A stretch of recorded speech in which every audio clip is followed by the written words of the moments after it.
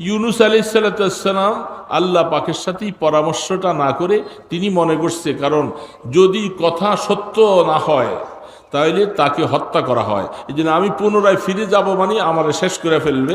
তিনি সেখান থেকে রওনা দিয়ে চলে আসলেন। এখন আসার পরে নৌকায় চড়লেন, জাহাজে চড়লেন। এখন জাহাজের সিস্টেম অনুযায়ী আল্লাহর বান্দা এখন দেখে যে জাহাজটা ডুবে যায়। যে কোনো একজন মধ্য রাস্তার থেকে এখন জাহাজ থেকে নামাইয়া না দিলে জাহাজ আর বাঁচবে না। কারণ সমস্ত মানুষগুলির জীবন বাঁচাবার জন্য এখন লটারি দেওয়া হোক, কার নাম আসে। 2বার 3বার লটারি দিলেন, নাম আসলো ইউনুস আলাইহিস সালামের। নবীজির নাম আসে, সবাই চিনি ওনাকে। এটা তো হতে পারে না, ওনার নামে এই নামটা লটারিটা আসবে আর ওনাকে পানিতে ফেলে দেওয়া হবে, তো বুঝে আসা। শেষ পর্যন্ত তোমরা সিদ্ধান্ত নাও, আমাকে ফেলে দাও, নয়তো আমি নিজে ঝাঁপিয়ে পড়ব। তিনি ঝাঁপ দিলেন। আর আল্লাহ সুবহানাহু ওয়া তাআলা দেখেন একটু রাগও করছে আবার আদরও করতেছে। রাগও আছে আবার আদরও আছে। ওই দিক থেকে মাছকে আল্লাহ পাক অর্ডার করে দিলেন। মাছটা কি এখানে ছিল? আমার ইউনুস সমুদ্রের মধ্যে ঝাঁপ দিয়া পড়ে যাবে মাছ, তাড়াতাড়ি করে আমার ইউনুসকে অন্য কোনো প্রাণী যেন আঘাত করতে না পারে, তুমি প্রটেকশন দিয়া আমার ইউনুসকে তোমার পেটে ধারণ করে রাখো। কিভাবে করে সেখানে ঢুকেছে, রাগটাও ছিল আবার একটু সেখানে আদরও করতেছেন। মাছ সেখানে রাখল, সেখানে পড়ে আছে। আল্লাহ সুবহানাহু ওয়া তাআলা দেখলেন আমার পয়গম্বর ইউনুস যতটুকু নবুয়তের হিসাবে যতটুকু ভুল করেছেন আমি ক্ষমা করে দিলাম। সেখান থেকে বাইর হওয়ার জন্য ইউনুসের জন্য আর ভিন্ন কোনো রাস্তা নাই। তখন আল্লাহ পাক আয়াতটা নাজেল করে তার জেহানের ভিতরে ঢুকাই দিছে মাছের পেটে, লা ইলাহা ইল্লা আনতা। লা ইলাহা ইল্লা আনতা শব্দটা কখন আসলো? এতক্ষণ পর্যন্ত পয়গম্বর ইউনুস ভয়ে থরথর করে কাঁপে আল্লাহ পাকের সাথে। আমি অবাধ্য হইয়া হুকুম না নিয়ে চলে আসছি, আমার আল্লাহ অনেক রাগ, অনেক গোস্বা। এতক্ষণ পর্যন্ত গোস্বা মিটল কিনা জানা নাই। হে বাবা তুমি, হে ছেলে তুমি, হে পুত্র তুমি, এই তুমি শব্দটা ব্যবহার করা হয় সামনাসামনি থাকলে। তুমি শব্দটা সামনে থাকলে বলা হয় না পিছনে থাকলে বলে? আমাদের দেশের স্বভাবটা কি? তুমি এই কাজ করছো, তুমি এই কাজ করছো, তুমি এই কাজ করছো, কখন বলে? সামনে থাকলে না। আল্লাহ সুবহানাহু ওয়া তাআলা আয়াত নাযিল করে দিয়ে বলে, এ পয়গম্বর ইউনুস, আমি আল্লাহ তোমার উপরে রাগ ছিলাম, গোস্বাটা হজম করে ফেলছি। এখন তোমাকে যেই দোয়াটা শিখাইয়ে দিছি, দোয়ার মধ্যে এই কথাটা বলে তুমি আমাকে তুমি বলে সম্বোধন করার বাক্যটা এর সাথে যোগ করে দিয়েছি, লা ইলাহা ইল্লা আনতা। এ মাওলা, এখান থেকে বাঁচাবার মতো ক্ষমতা কেউ নাই, আমাকে কেউ উদ্ধার করবে না। মাছের পেটে হায়াত শেষ হয়ে যাবে, আমি মাছের পেটে কবর হয়ে যাবে, সব শক্তি নাই। সমস্ত শক্তিগুলোকে আমি নস্যাৎ করে অস্বীকার করে স্বীকার করলাম ইল্লা আনতা। মাওলা শুধু তুমি পারো আমাকে এখান থেকে বাঁচাবার, তুমি ছাড়া আর কেউ নাই। এই জন্য আনতা শব্দটাকে আল্লাহ পাক লাগাই দিছে। এই গোলাম, তুই আমাকে এখন তুমি বলে বলার যোগ্যতা চলে আসছে, আমি তোমাকে মাফ করে দিয়েছি। ইল্লা আনতা অনেক জায়গার মধ্যে আছে।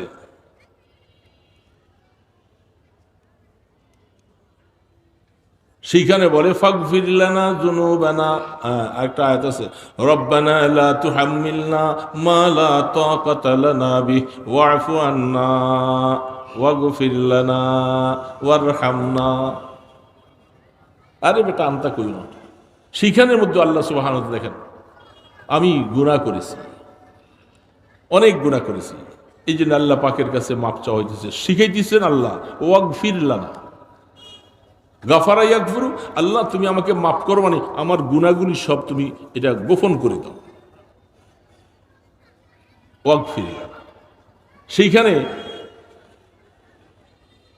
সম্বোধনবোধক বাক্যটা যেটা আছে এটাকে ওলামায়ে কেরাম তো ভালো বুঝে, জমিরে মুস্তাতার যেখানে এটা গোপনীয়ভাবে তার কর্তাটা এখানে গোপন। ওয়াগফির লানা আল্লাহকে বলা হচ্ছে, ওয়ারহামনা সব কিছু।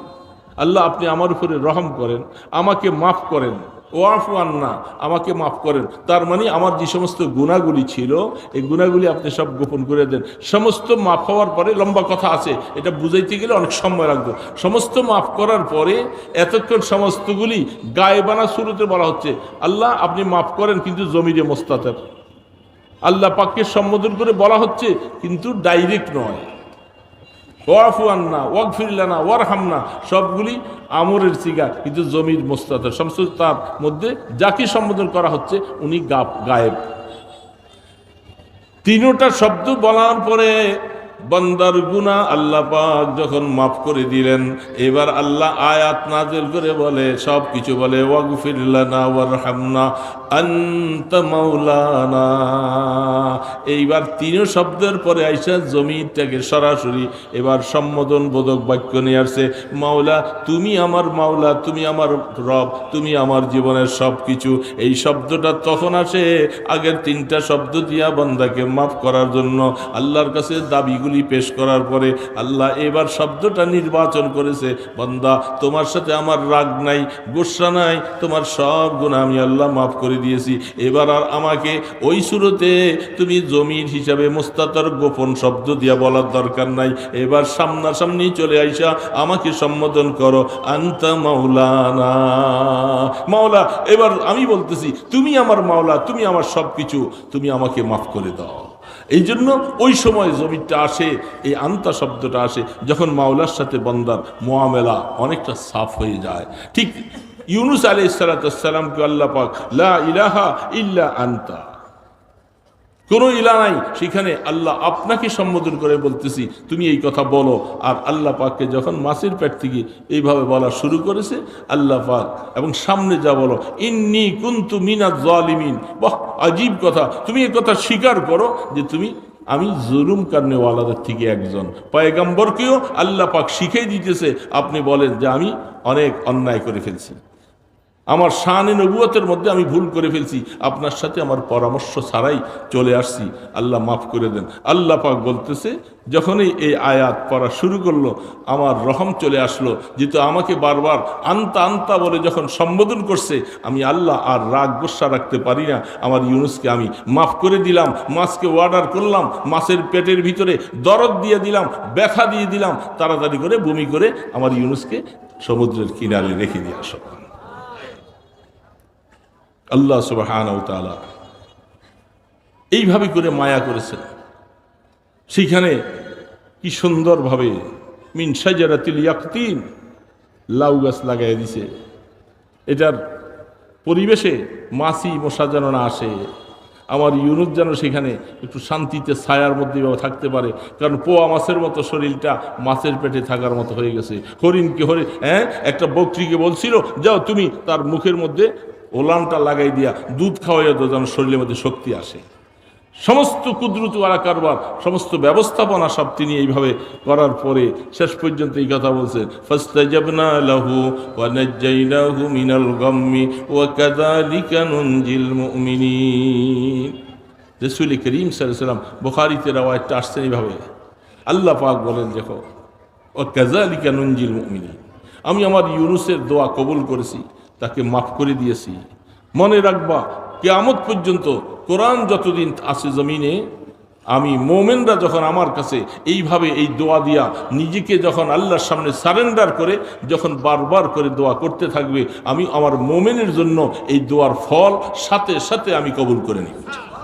এই জন্য মোমেনদের বেলায় চলে আসছে ও কাযালিকা নুনজিল মুমিনিন, ও কাযালিকা নুনজিল মুমিনিন। মনে রাখা লাগবে মোমেন ভাইরা, যে কোনো সমস্যায় মুসিবতে পয়গম্বর ইউনুসকে যেভাবে আল্লাহ পাক করছেন, তা আমাদের ভিতরটাও পরিষ্কার করতে হবে, জাহেরও পরিষ্কার করা লাগবে। ভিতর আর জাহের দুইটা একসাথে মিলিয়ে যদি আমি আনতা রব্বি যদি বলতে পারি, সাথে সাথে তিনি আমার জন্য লাব্বাইক জবাব দিবেন যে হে গোলাম আমি তোর ডাক শুনেছি। দিল আর মুখ এক হতে। এই জন্য আমরা যত দোয়া করব, যত কাজ করব, সংশোধন হয়ে যাই, নিজেদের মধ্যে গুনাহ ছেড়ে দিতে হবে।